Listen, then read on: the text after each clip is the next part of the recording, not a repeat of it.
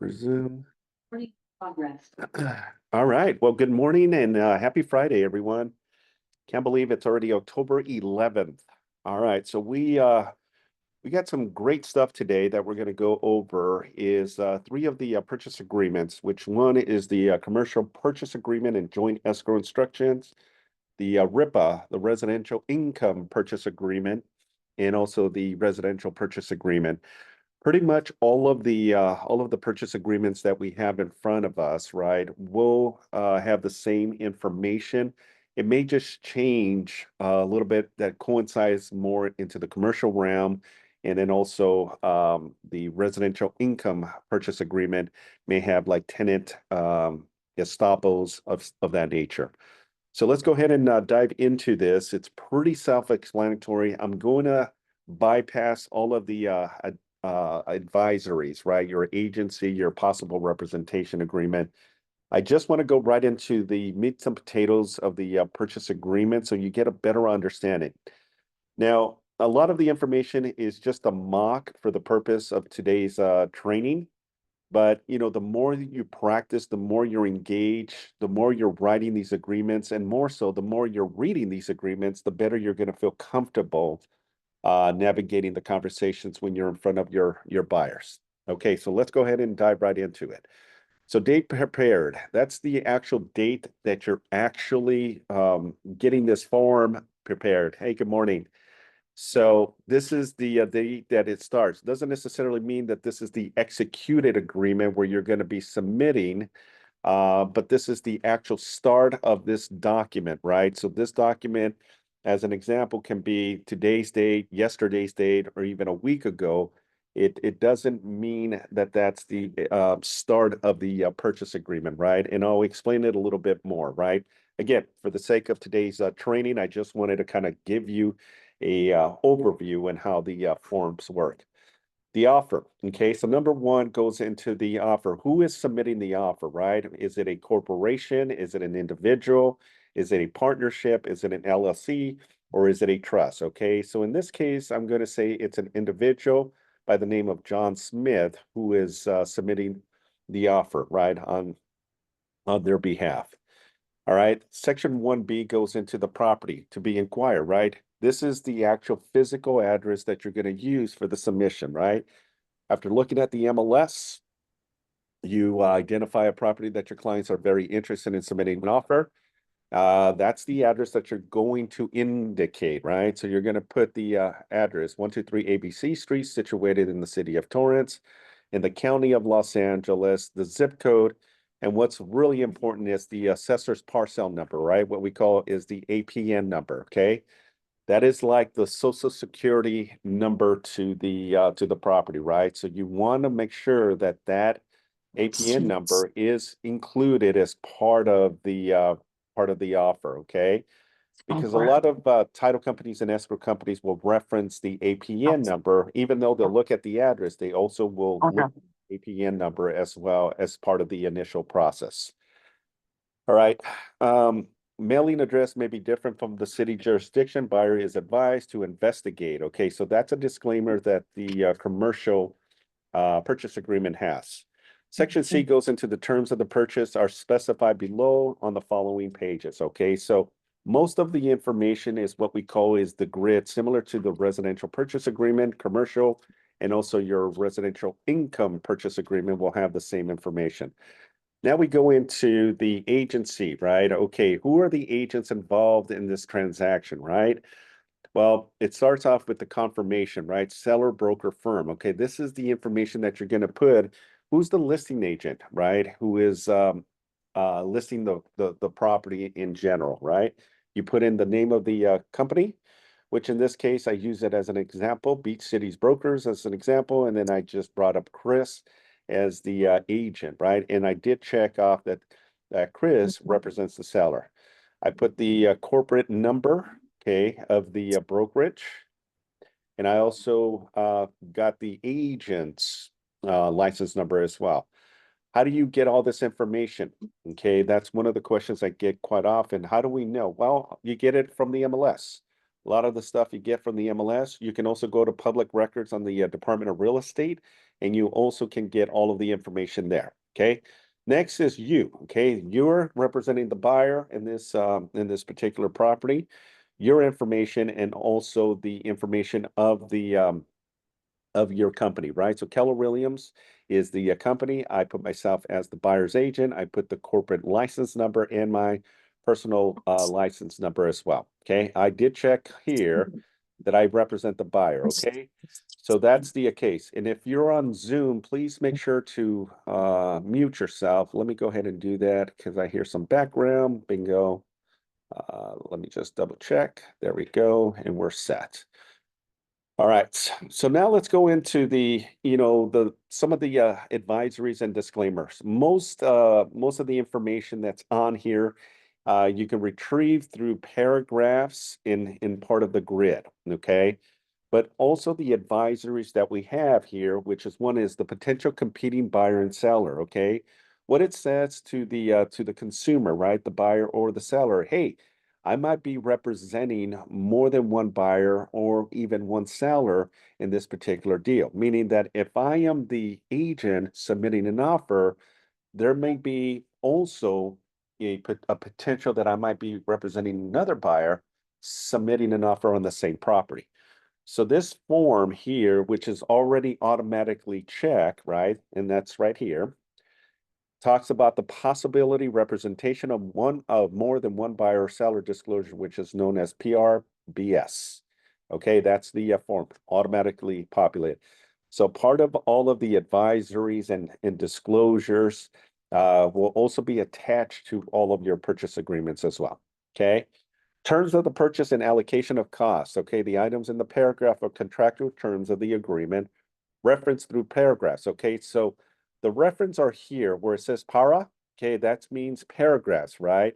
That's where you can go to a specific area, which I love about this purchase agreement that allows us to now reference what each and every indicator of this grid, right? Purchase agreement, close of escrow, expiration, initial deposit, increased deposit of that nature as well. So section 3A goes into the purchase price. Okay, this is the amount that you're going to be submitting, right? So if the listing price is $1 million, right, and you are submitting an offer on behalf of your client, right? They want to go with $1 million. Okay, then we go with $1 million, right? If there's a lot of competing, right, there's a lot of potential with this property. And after speaking with the listing agent says, hey, we got 5 offers and these offers are above asking. Okay, then you have to sit with your client and say, look, there's 5 additional offers, so that puts us at 6, and we don't know if there's going to be any additional, right? What do you want me to do here, right? Okay, well, let's go up a little bit more. Then you can, go from $1 million to maybe $1,050,000, $1,025,000, whatever the case may be. You and the client have to make that decision. Okay. If the deal's in all cash, then you would check here all cash. If it's not and it's going traditional finance, then you do not check that. Close of escrow. Okay, that's the time that you need and your buyer needs to close the deal. What is that? Your typical day of escrow, close of escrow, I should say, it should be around 30 to 45 days. Cash can be done a little sooner. Hard money can be done a little sooner. In some instances, even traditional finances can also close sooner than 30 days. Speak with the lender. Okay. Traditional finances, what kind of traditional finances? Say again. Traditional finances, which one? So traditional finance are like conventional FHA and VA loans. Yeah. Some VAs and some FHA may take a little longer, but depending on the lender, some lenders are really good. They can close it immediately. Some of them, take a little longer. It just really depends on who you pick or your client picks. All right, the next one goes into expiration of offer, right? And if you want to reference, you can always go to, paragraph 40, section A, and it'll talk about expiration offers. And I'll explain it to you in a little bit as we go through the offer. It already sets in defaults at 30 calendar days after the buyer's signature, okay? So you can know that you can leave this blank, and then 3 days after this offer has been submitted to the listing agent, in 3 days, this deal at 5 p.m. will be expired. meaning it's a void contract. Okay, so if the seller and the listing agent have not negotiated or agreed or counter, then this agreement will eventually become an expired offer, meaning you would have to either resubmit or to keep this offer alive, there has to be either a counter offer or an addendum, reviving this offer. Okay, but for the most part, it's eliminated, it expires, and then you would have to submit another request. Okay, pretty self-explanatory, right? You can also modify the time from 5 p.m. You can go 9 p.m., 9 a.m., whatever that case may be. I'm just, again, using this as an example. The next section goes into the section of initial deposit, right? The initial deposit. So the initial deposit depends on what the buyer's comfortable. Remember, this is the money that goes into escrow, and that money, if not closed, will ultimately, depending on the circumstances, will go back to the buyer if the buyer decides to cancel, right? There's certain things that must happen in order for the buyer to retain their deposit if the deal does not close. Now, that money also goes towards the buyer's obligation, down payment, and closing cost as well. Okay, so those are some of the elements that you also have to understand. Whatever that amount is, that money goes towards their down payment and closing costs. Now, most of the transactions have a liquidated damage provision, right? And that liquidated damage provision says up to 3% the seller may be able to go after for damages. So if you calculate $1 million at 3%, that's 30,000. This is the most that the seller might be able to go after for damages. And I'll explain a little bit more as we go and how that works. If the buyer, after doing their due diligence, they just found, you know what, I don't want to continue, the buyer has the right to exercise and cancel, right? And then if they cancel, then ultimately they can, back out and retain their full deposit, okay? Some escrows, not all, some escrows may charge you a very small fee if they gone, past certain amount of time. They've spent a lot of time, effort in preparing the documentations. Most escrows may charge a very small fee, $200, $300 for the cancellations, okay? So just keep that in mind.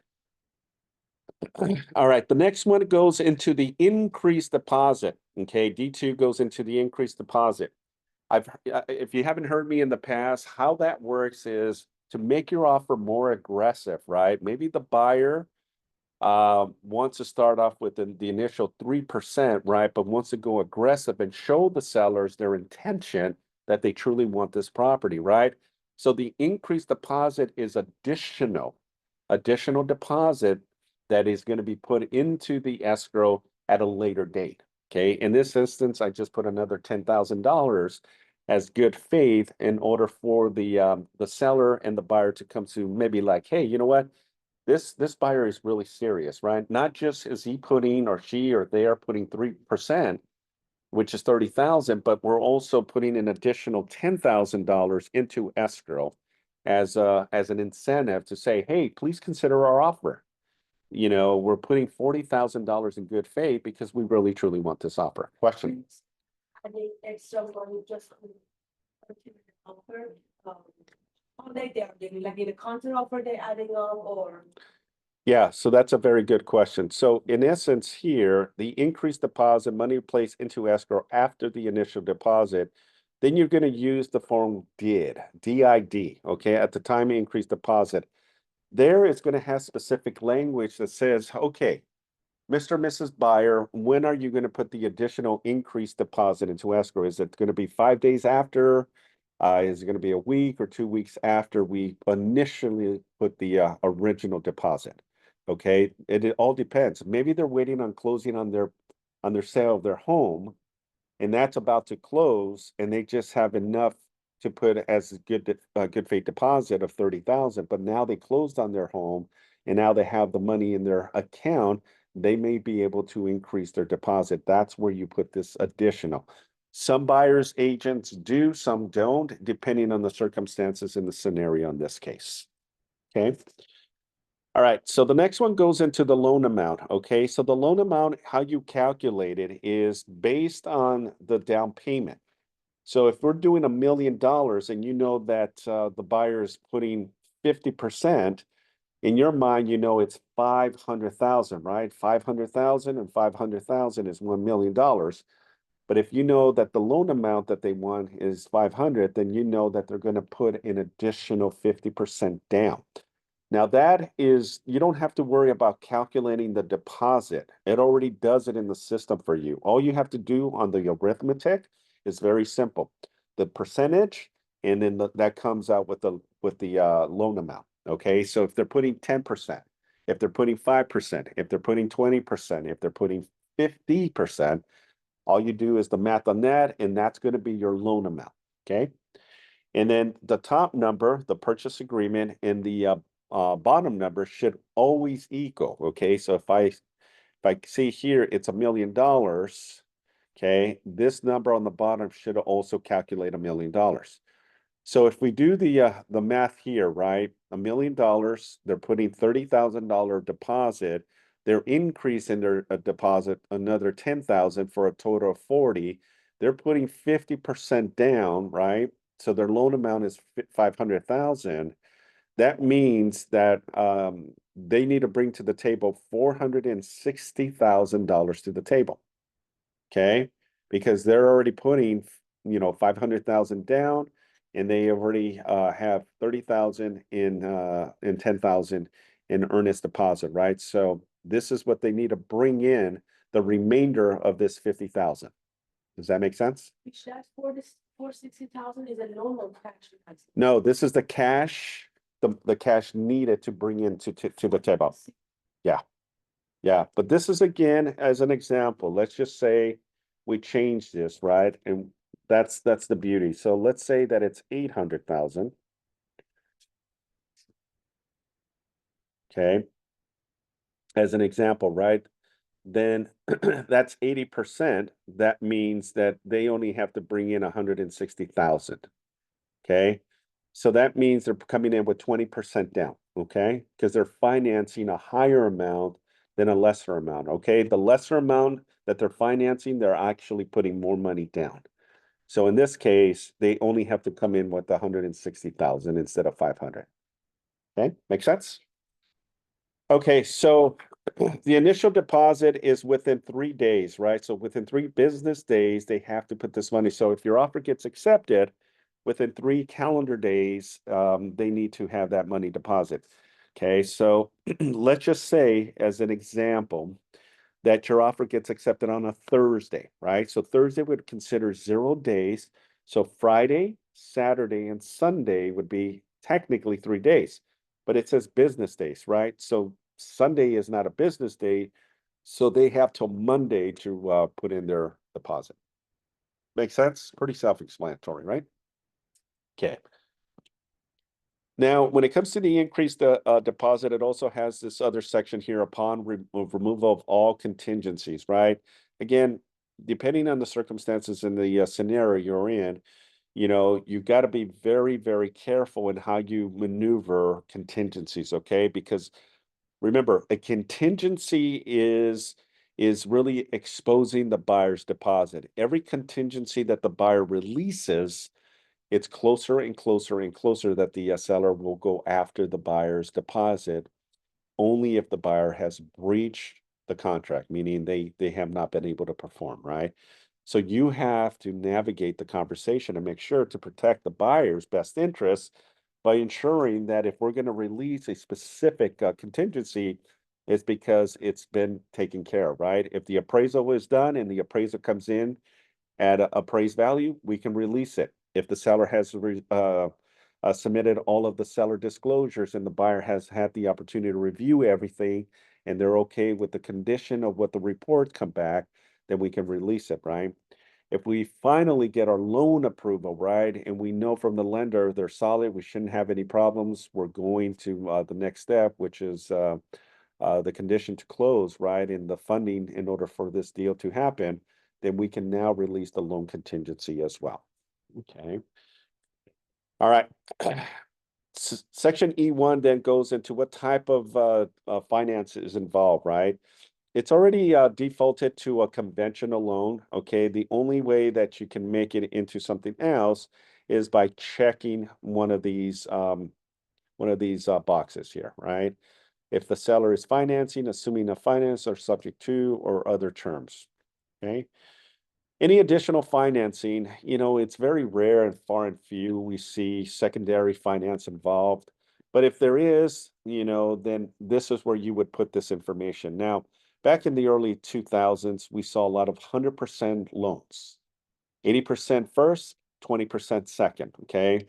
Those have been eliminated because people were literally going in with very, if not no money down to make the deal, which was 100% finance. So if you bought this place for $1 million, you financed $1 million, that was the direction you were going. There was just a lot of unique, traditional, and not so traditional financing in the early 2000s. Now, a lot of banks will not do that for the risk that if they don't have any risk involved and they default, they're just going to walk away from the property and let the property go into foreclosure. In these cases, the bank may have an overpriced loan and the area may not be increasing in value. That's the reason they always want some type of down payment from the buyer. Okay. But if there is additional financing, then you can use this section here under E2. All right. This particular one, because it's a commercial transaction, it's already typed in as an investment, okay? It's an investment property. And then the balance and then the purchase price on that, right? Buyer's initial, and then goes on to the second page. Section G1 goes into the seller credit, if any, to the buyer. So this is, again, if you're asking up front, okay? If you're asking up front, any type of concessions from the seller. Okay, then you can put the dollar amount if they're asking for, let's say, $12,000, right? Then you put it there. And then it will ultimately calculate the percentage of 1.2 as the purchase price, right? Seller credit to be applied towards cost, or if there's any other, right? Maybe you want to put something else here, then you can include it as part of the negotiations. Additional finance terms, pretty self-explanatory. If there's any additional finance that the buyer's requesting, then you would put it on there. G3, okay, which is one of the most important statements, okay, that needs to be looked at, because I'm seeing some buyer agents forgetting to put and check this off. So what is G3? Okay, we're going to look at G3 under paragraph 21, but what it says is if you check this, right, seller agrees to pay the obligation of the buyer to compensate the buyer broker under a separate agreement, which is form SPBB. Okay, if you leave it blank, okay, what you're telling the seller is you're not requesting seller to pay your commission. Okay, so it's vital and crucial and important that you check this. Now, with that, you also have to understand that you must have a buyer representation agreement, okay, to reflect that you are also requesting, compensation from the seller. Okay, so let's set the tone that every time you submit an offer, you're always going to ask the seller for compensation. You must check G3. G3 is on the purchase agreement, G3 is on the residential income purchase agreement, and G3 is also on the commercial purchase agreement as well. Okay, any questions? All right. H goes into verification of all cash. Okay, if this is a cash deal, you'll attach to the offer within 3 days. It already defaults after acceptance. Okay, so if I get accepted today, today's considered 0 days. Okay, 3 days from today is Saturday, Sunday. By Monday, I would have to provide some type of verification proof of funds, right? Either a statement that says that I have the means to pay all cash, bank statements, it can be, like a CD, whatever that is, you need to provide that if you are going with a cash offer, right? In good faith to show that that's the intent of this situation. Yeah. Wednesday, Thursday, Friday, Saturday, then all like, all gonna be holidays, they're gonna wait until Monday. So No. This one, it's just a verification. So this is calendar days. So even if it's on the Thursday, okay, then that Thursday is considered 0 days. So Friday, Saturday, Sunday, they have to by Sunday provide that to the listing agent. It doesn't matter. That's calendar days, okay?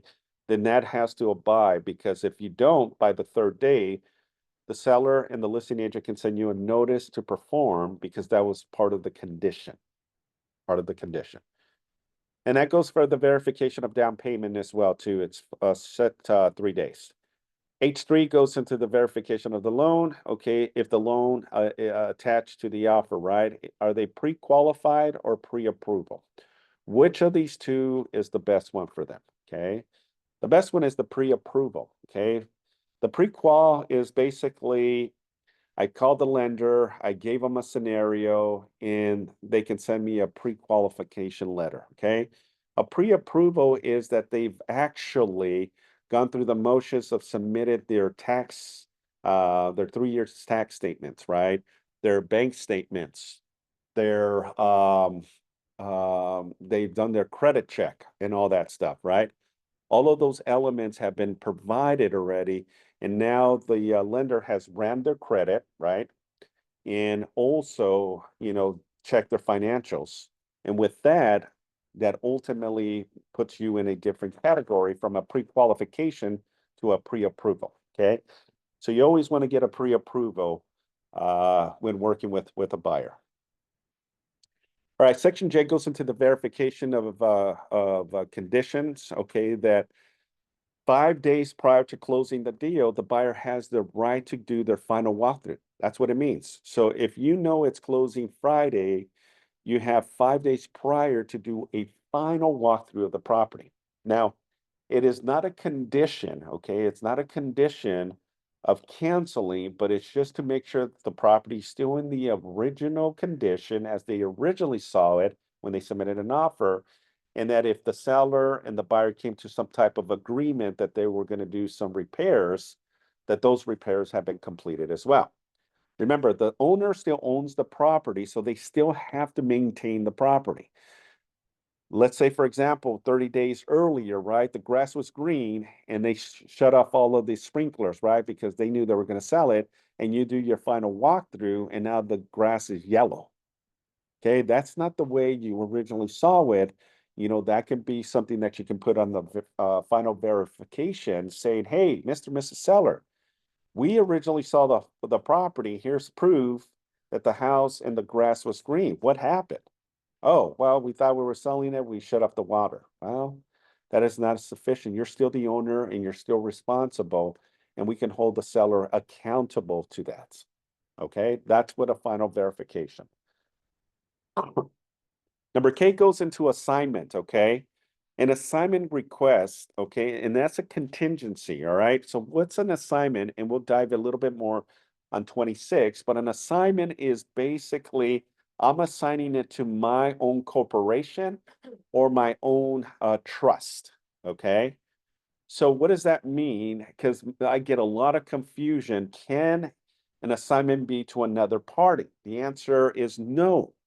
Okay, an assignment is only to your own personal entity, your own corporation, S Corp, C Corp, LLC, or your own trust. As long as it's your stuff, then you can do an assignment, and that assignment is 17 days.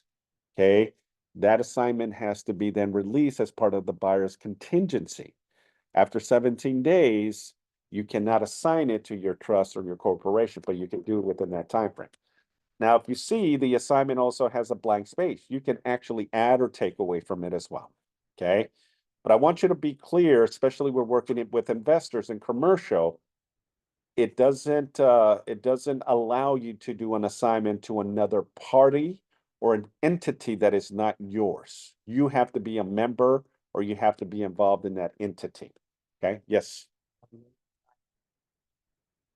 Assignment to move it from you to your corporation. absolutely. Yeah. That's exactly what I was saying. You can definitely, if you wanted to create a corporation, right? Because you don't want a whole title on your own name, then you can transfer to your own corporation for protection shield, right? And privacy as well. Okay, next goes into the contingencies, okay? And this is, again, why it's very important to really educate the buyer, right? The contingency goes as loan, appraisal, investigation of property, informational access to the property, insurance, review of seller documents, preliminary title report, common interest disclosures, review of lease or liens, and sale of buyer's property, okay? So if you can see that the contingency here, and it references that all of the information's under A, 8B, 8C, 8D, 8E, EF, 8G, H, and K, right? So it has all of the elements there, right? That these are part of the contingencies, right? So in order for the buyer and the seller to continue moving forward, it's already defaulted to 17 days to release these conditions, right? Now, if you look at the far right of contingency removal, it also says, hey, we're going in with no loan contingency, right? And when do you go with no loan contingency? When it's a cash deal. Yeah, when it's a cash deal, there's no loan, right? Because you eliminate all of the traditional red tape that you do when you go a traditional way with a bank, right? So if it's a cash deal, then it will automatically take out the loan contingency as part of the process, okay? Appraisal is the same thing, okay? The appraisal is 17 days after acceptance to remove this contingency. You can also have it as a no appraisal contingency, all right? And removal of appraisal contingency does not eliminate the appraisal cancellation right under the FVAAC, okay? And we'll explain that a little bit more. Now, if you look under contingency and appraisal, it also has a language there where it says appraisal contingency based upon appraised value at a minimum of purchase price or, okay? This is basically your gap insurance, right? Meaning that if you know as the buyer's agent that it may not appraise, okay? Obviously, there may be some risk involved, right? But let's say you submitted the offer for $1 million, right? But you know that based on your comms, it may not appraise, but the buyer still wants it. You can put a gap into that amount that the buyer is still comfortable paying into it. Okay. So we use $1 million as an example, right? But let's say that the buyer is even okay if the appraisal comes in less than $1 million. Okay. If it's more than $1 million, that's good for the buyer because now they have instant equity, right? But if it's less than what you're submitting an offer, that means they're negative. Three components can happen, right? The buyer and the seller can come to a negotiations to reduce the price to the appraised value. Both buyer and the seller can negotiate and says, let's meet in the middle. I'll come up, you go down, and we meet in the middle, or both mutually cancel. Okay, that's simple. The appraisal gap here is that if the buyer is okay to come in with additional funds to make this deal work. So if we submitted an offer at $1 million, but then the buyer says, look, I'm okay if it appraises at 950. Okay, 950. So meaning that if this property appraises between 950 and $1 million, the buyer will come in with the difference. If the property comes in less than 950, then three things, right? They can negotiate, the buyer can cancel, or the buyer may decide to come in with additional funds to close, okay? But they already told you that the gap is 950, right? So if the appraisal comes in between 950 and $1 million, the buyer will come in with the difference. That's what you're putting there. Make sense? Any questions? Okay. So if it comes in at 945, does that mean that the buyer's in? Yeah, well, yeah, technically, but it also gives the buyer the right to cancel or negotiate with the seller as well. Okay. Yeah, and this is only, again, only if the buyer chooses to pay additional for that gap. Okay. If the buyer says, look, I don't want to, we don't get it appraised at $1 million, right? Then we're gonna go ahead and negotiate or cancel. But this is where that comes into, right? Because in the past, we didn't have this. In the past, we had to write it in there that, the buyer's okay coming in with the difference if it doesn't appraise at this amount. Okay. All right, investigation of property is basically the buyer's due diligence to do a thorough inspection, right? That means home inspection, that means sewer inspection, electrical, roof, chimney, whatever inspections that the buyer wants to do. Hey, you got 17 days from acceptance to do anything you want to do. You can do multiple inspections, okay? You may want to get 100 inspections done on the property. You want to do them within that 17 days, the seller cannot stop you from doing it. Okay. That's what it means. Now you can tighten it up or you can increase that amount, right? It's defaulted to 17 days, but you can go up or you can go down. Make sense? Any questions? Anyone on Zoom? Any questions on Zoom? Okay. Let's continue. Insurance. Okay. So insurance is one of the most vital things right now that we're seeing a lot of deals fall apart. A lot of insurance companies are going out of the state of California and not insuring homeowners here in the state. So you got to be diligent when working with the buyer. That is one of the most priority things that you must be doing right now as an inspection. You know, getting the buyer to see what insurance company is insuring homeowners and property insurance. Okay, because we're seeing at the very end that the buyer is trying to get home insurance and they cannot. And this can, delay the process and kill the deal as well. Yes. Actually heard about it. Many insurance for the area is not even a right insurance. Some owner told me that they just insure for a flood, which not even flooding. So you have to be careful what kind of insurance they give you. Yeah. Well, homeowners insurance is fire insurance. Okay. Earthquake is not part of that. If you want additional, earthquake insurance, that's a different supplement, right? And even earthquake insurance is very, very expensive. There's not that many people that really have earthquake insurance in their policy. Yeah. All right. So the next one is the informational access to the property. Okay. So I want to be clear on this that even though the investigation of property, which is 17 days, let's say that they reduce it to 10 days and it's been accepted at 10 days, that means that the buyer has to do all of their inspections within 10 days. And then after 10 days, cannot do it anymore as long as they release that as a condition, right? The next part of it is the informational access to it. Even though you agreed to reduce the investigation period, but you left 17 days on informational access, you cannot say to the buyer, hey, you had 10 days to do your inspections.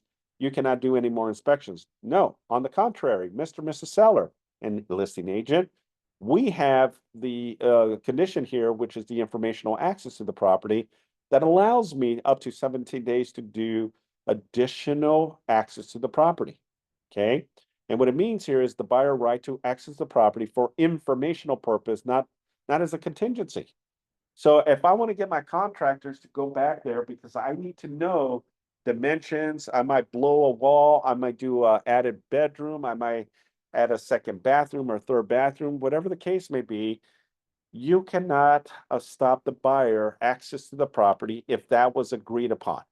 Okay, that was agreed upon. So that's not a condition, but you cannot say, nope, you cannot see the property. You already had your time to do so. No, that is incorrect. I do. I have 17 days or 5 more days, whatever the case may be. Okay, that's what that informational access means. Okay, then the insurance, we talked about it, 17 days. Review of seller's documents. Okay, so seller documents are TDS, SPQ, all of the disclosures, NHD. That's what that means. Title report is the same thing, right? Part of the process is, why do you think the buyer gets a copy of the preliminary title report? The reason the buyer gets it is to make sure that the property is clear from any encumbrance or cloud on the title, right? It could be mechanic liens, judgments, child support, credit cards, student loans. There can be any liens against the property that the seller was not even aware. And now is a lien. It's kind of like attached to the property. In order for them to clear that, the seller would have to pay that off. Okay. So there was one that I got on a scenario just recently where there was a lien against the property. And I asked, well, what's the lien?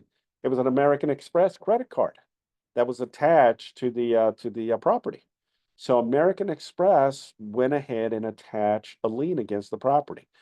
So in order for it to be cleared and not have what's called the cloud on title, the seller had to, take care of that obligation, negotiate, but it needs to be clear. Otherwise, title will not be able to transfer clean title to the new buyer. Okay. So that's the reason a buyer gets a copy of the title so they can see if there's anything they have to negotiate, right? Because that might be a negotiating tool as well. I've said it and I will continue saying this. There's always going to be negotiations in the beginning, negotiations in the middle, and negotiations at the end as well. Okay. So I want to make sure that you're, educated enough to know that can happen. On the far right, it goes into removal of contingencies, right? If you are going to remove any contingency, then you must check the CR attach, and it automatically should populate the contingency removal form. Okay.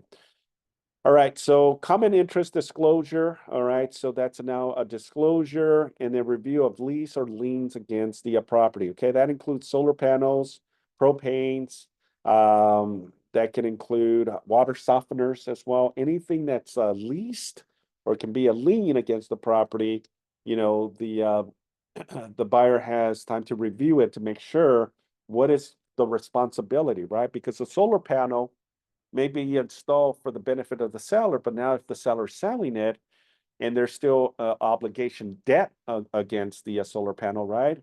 Is the seller going to pay off the solar panels and give a free and clear solar panels to the buyer, or are they going to transfer it to the buyer, right? So it can be a negotiating tool, right? Or is it a lease? They're paying monthly on it, right? Like a water softener, comes in every month to do a filter replacement, right? Does that fall on the responsibility of the new buyer, or will the current seller, take care of that obligation? So you need to make sure you get all that squared away. All right, so section L9 goes into the sale buyer's property. Okay, so if you do check this section, excuse me, what you're saying to the listing agent and the seller, hey, this is subject to me being able to sell my own property, right? My own property before I can close on my upleg, your offer or your property, right? So it's contingent. I sell my home, I pull the proceeds of the sale of my home, and now I transfer all of the proceeds to the new home, which is the offer that I'm making. So if that's a condition, okay, that must happen, then you're going to check off the COP, okay? Any questions regarding that? All right, now we go into the possession in time for performance, okay? This is all of the M's and the N's, M's and Mary and D, excuse me, M is in Mary and N is in Nancy. All right, so possession, vacant units, okay? So because this is a commercial transaction, right?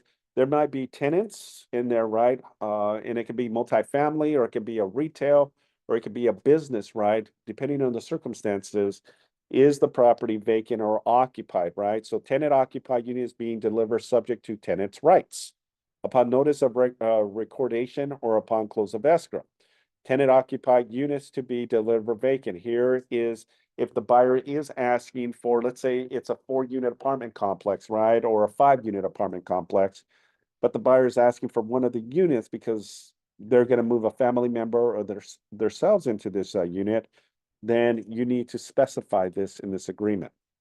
M2 goes into the seller occupied, right? Upon notice of recording, by 6 p.m., is the seller going to stay in possession? Okay, so this, you got to know how to navigate and negotiate this, right? Because sometimes the seller may need that additional time, right? Because the way it's set right now on all 3 of the purchase agreement, it already defaults at the time of close of escrow, you're supposed to hand over the keys to the new buyer by 6 p.m.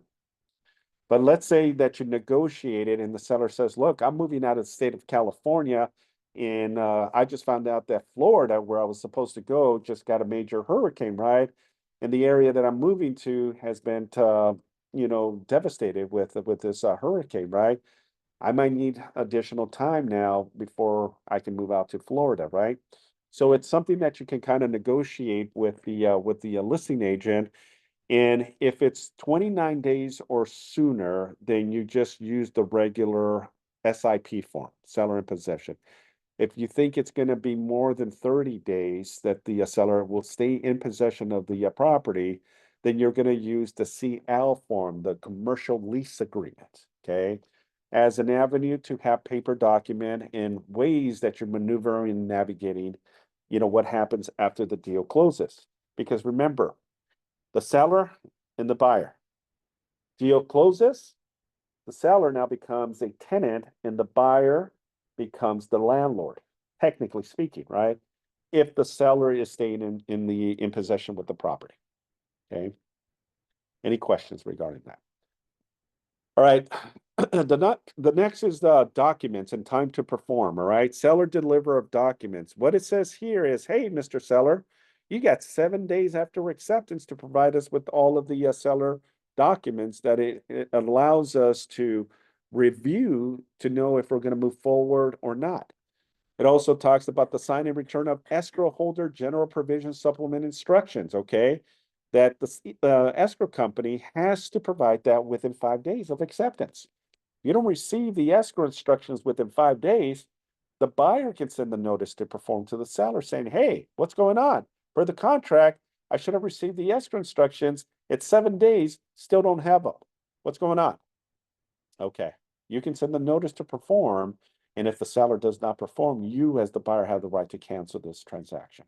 Okay, that's what it means. Time to pay for fees for ordering the HOA documents. Okay, and be clear on this. It says time to pay fees for ordering. Doesn't say you must have the HOA documents, but you have to within 3 days make sure that they paid to order those documents. Make sense? Okay. Installing of smoke detectors and water heater bracing, okay? If it's a multifamily home, that is part of the requirement. Within 7 days of the acceptance, all of the units have to have, their smoke detectors and the property also strapped as well, right? If it's a 100-gallon water heater, if it's a tankless water heater, that's a different thing. The tankless water heater is already strapped and anchored to the wall somewhere around the complex, right? But if it's a water heater, full tank, it needs to be strapped, okay? So that's what it says, that the installation of alarms and CO, which is carbon monoxide has to be. So if it's 5 units, there has to be smoke detectors and carbon monoxide. And if there's one water heater, it also, to be in compliance, it has to be strapped. That's what it's indicating here, okay? All right, the next one goes into the evidence of representative authority, okay? What this is if you are submitting an offer as a corporation, okay? You see the information, this is Looney Tunes LLC.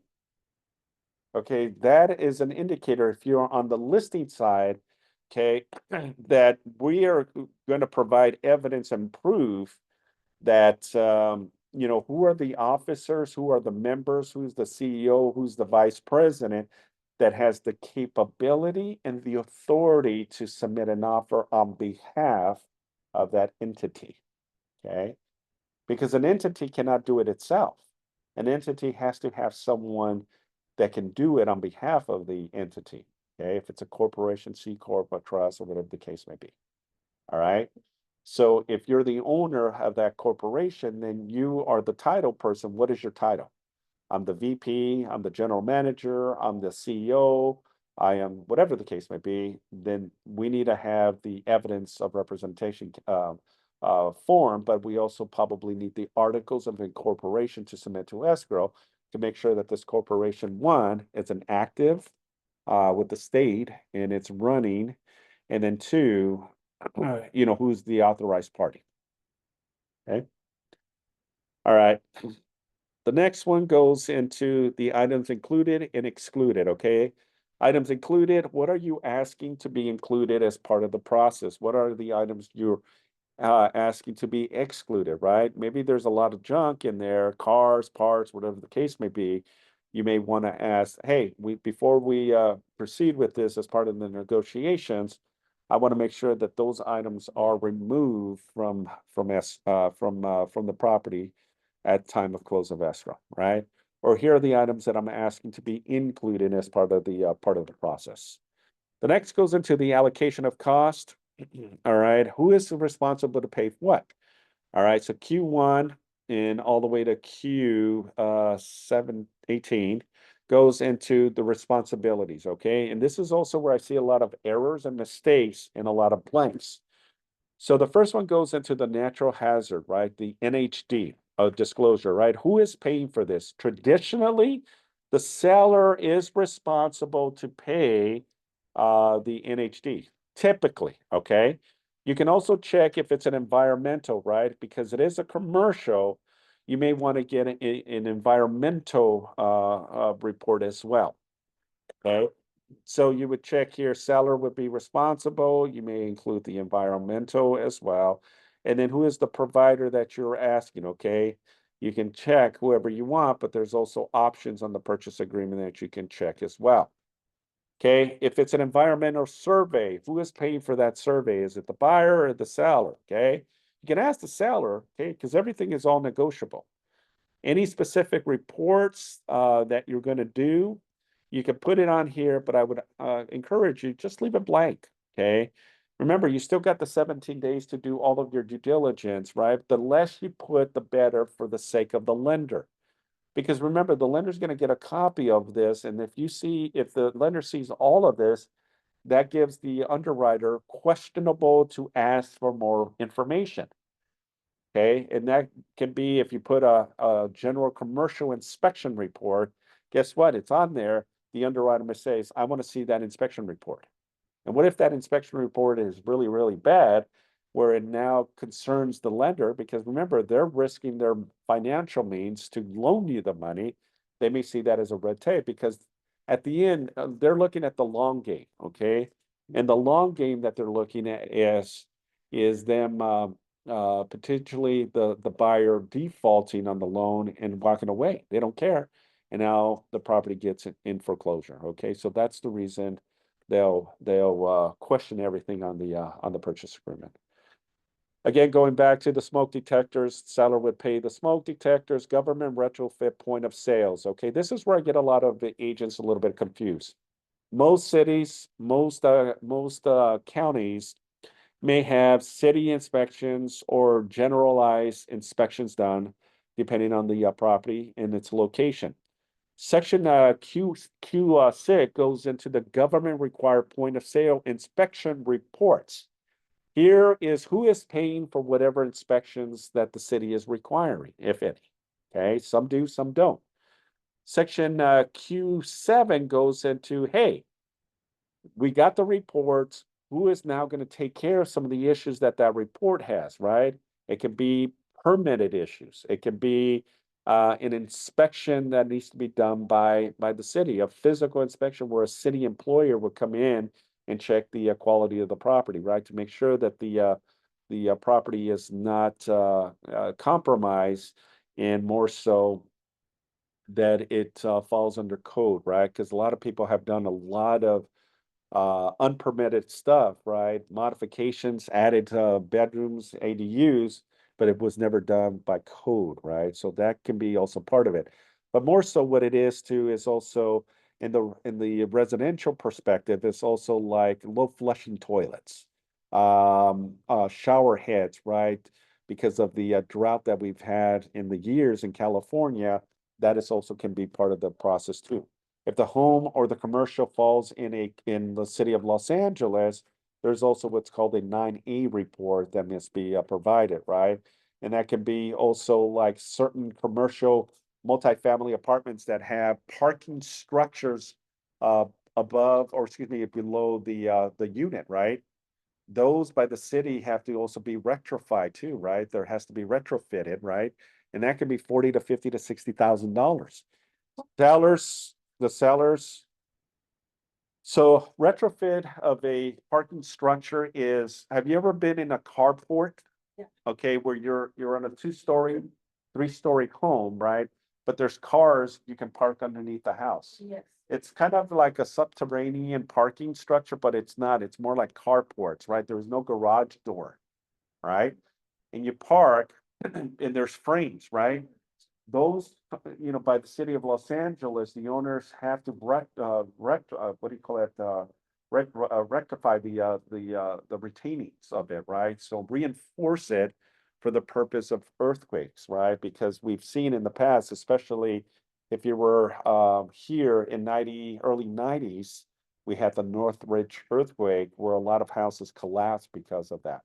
So that's what it is. Okay, not saying that's the case, but it could be the case depending on the city. All right, so the next is the escrow fees, right? Who is going to pay? Usually it's both. Seller's choice of service or each to pay their own, right?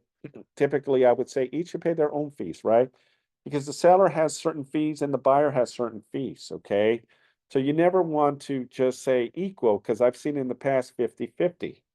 If it's 50-50, the escrow is not going to calculate if the seller has $3,000, but the buyer has 2,500.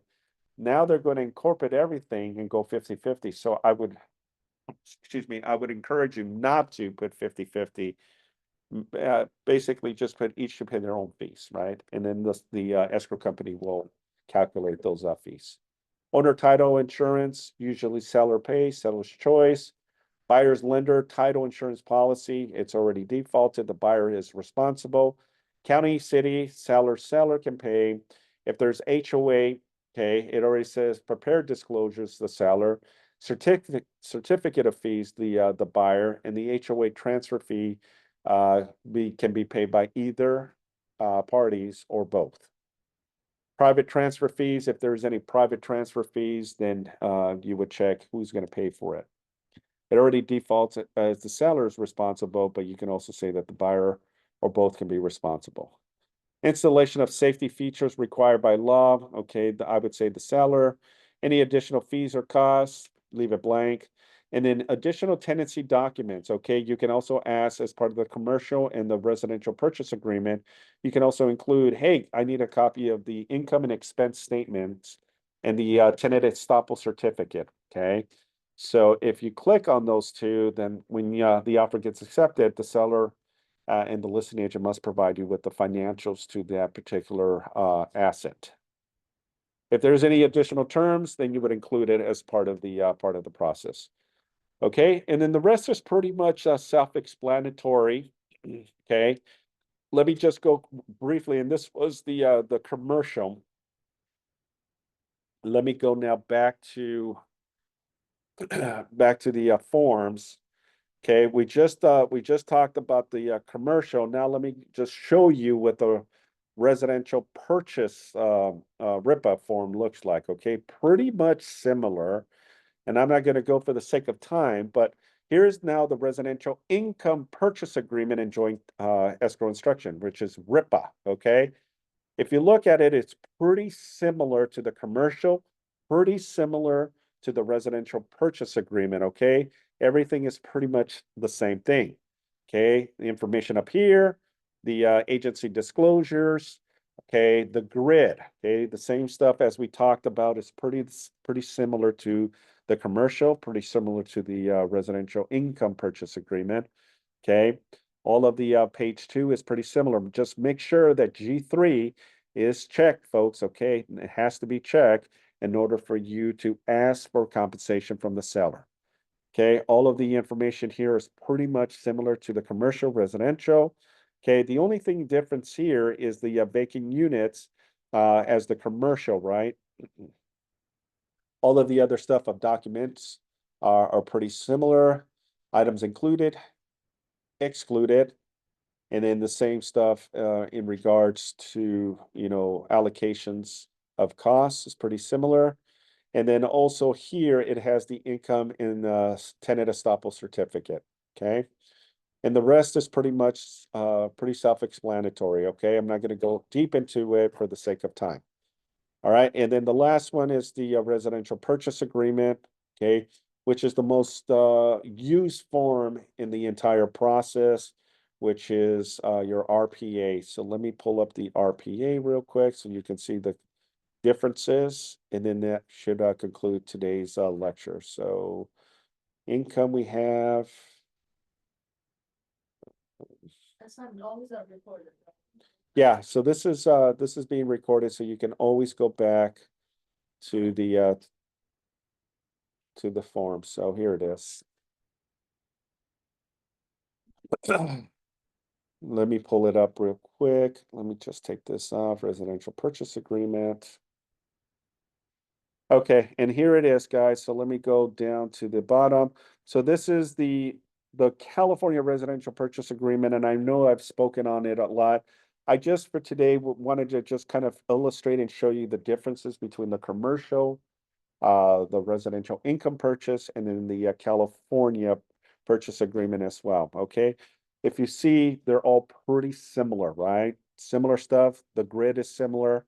Okay, the information, remember, check G3. Okay, similar. All of the conditions, similar. Contingency removal, similar. Okay, but this one doesn't have the income and expenses, but it has, just your traditional stuff, right? See, the other stuff did not have, this particular form does not have what the other ones have when it comes to your income and expenses, because this usually is a single family, a duplex, triplex. You can use this form with a single duplex, triplex, and even a fourplex.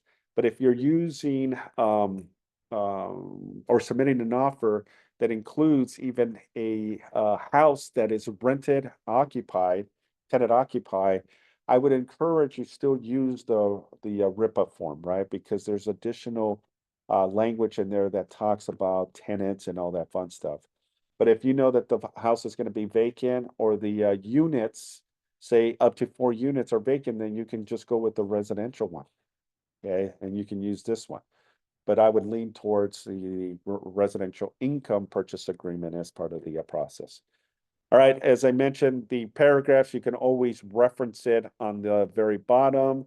I would again encourage all of you, please take advantage and read, and read again all of the information, so you get very acquainted in understanding and how you're explaining this to your clients. Okay, with that being said, any additional questions before we close the session? I have a quick question, and Yeah. sorry, it's probably a simple one, but I just want to make sure I have it clear in my mind. Yes.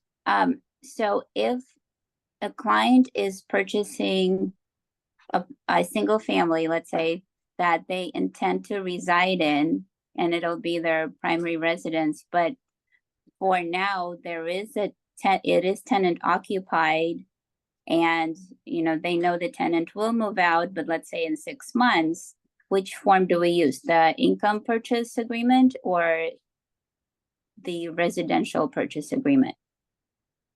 Well, oh, okay. So if they're going to be moving out in 6 months, I would encourage you to use the residential income purchase agreement, because you have a physical tenant still in the property when you close the deal.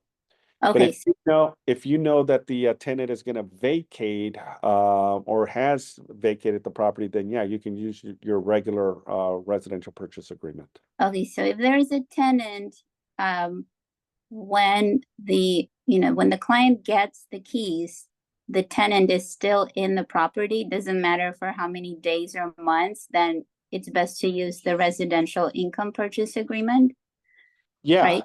Okay, Absolutely. So if it is a tenant or an investment property that the tenant or if the tenant is going to stay in possession with the property, then yes, you want to use the residential income purchase agreement as part of it.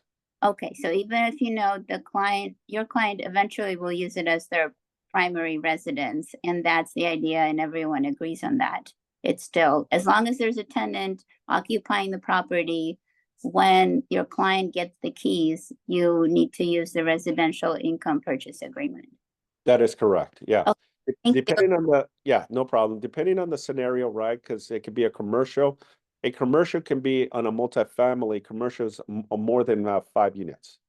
So the residential income purchase agreement can be used for single, duplex, triplex, and fourplex. A commercial is 5 units or more. Okay.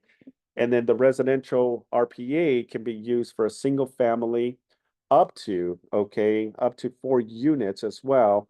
But if there's tenant in possession, as part of the sale, then I would refer it back to the residential income purchase agreement. Thank you. Okay. All right, team. Well, that concludes today's class. I appreciate you all. Thank you. Have a wonderful afternoon and a safe weekend. We'll see you in the next contract class.